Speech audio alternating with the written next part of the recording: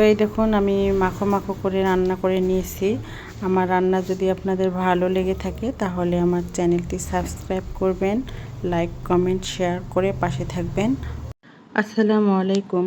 আজকে আমি রান্না করব চাম ঘাসের ডাঁটা। তো আমরা তো চাম ঘাস বলি, আর অন্য অন্য জায়গায় এটাকে বলে খারকোল গাছ। তো আমি চাম ঘাস রান্না করব, সেজন্য চাম ঘাসের ডাঁটাগুলো ভালোভাবে ধুয়ে নিয়েছি।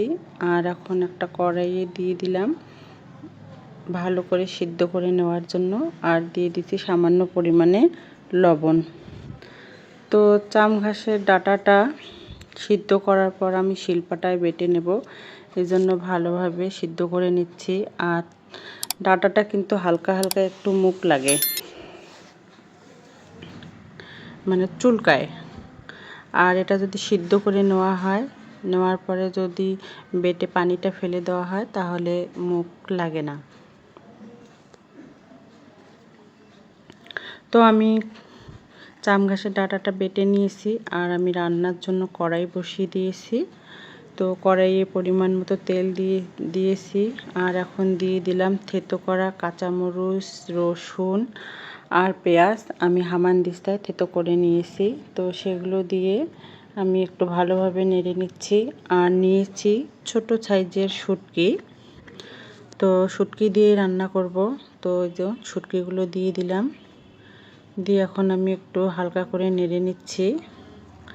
আর দিয়ে দেব একটু হলুদের গুঁড়ো আর সামান্য পরিমাণে লবণ, কারণ আমি পেঁয়াজ, রসুন, কাঁচামরিচ যখন থেতো করেছি তখন কিন্তু একটু লবণ দিয়ে দিয়েছিলাম, এজন্য পরিমাণে কম লবণ দিলাম। দিয়ে আমি এখন ভালোভাবে কষিয়ে নেব শুটকিটা মশলাগুলোর সাথে।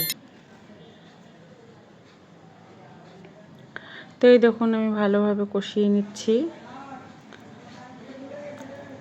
নিচ থেকে লেগে গিয়েছে, শুটকিগুলো আমার ভালোভাবে কষানো হয়ে গিয়েছে। আমি একটু পানি দিয়ে দিলাম শুটকিটা সিদ্ধ হওয়ার জন্য।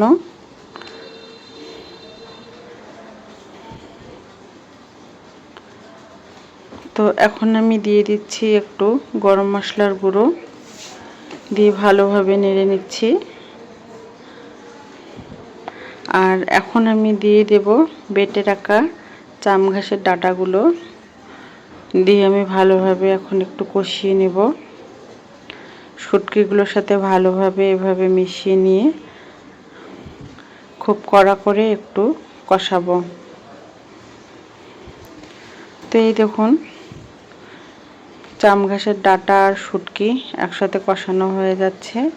আমি সামান্য একটু পরিমাণে পানি দিলাম, যাতে আরও ভালোভাবে চাম ঘাসের ডাঁটাগুলো শুটকির সাথে মিশে যায়।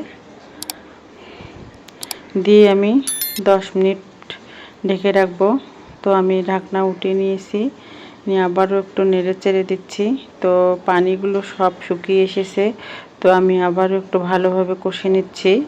আর এই কষানো অবস্থায় কিন্তু আমি নামিয়ে নেব।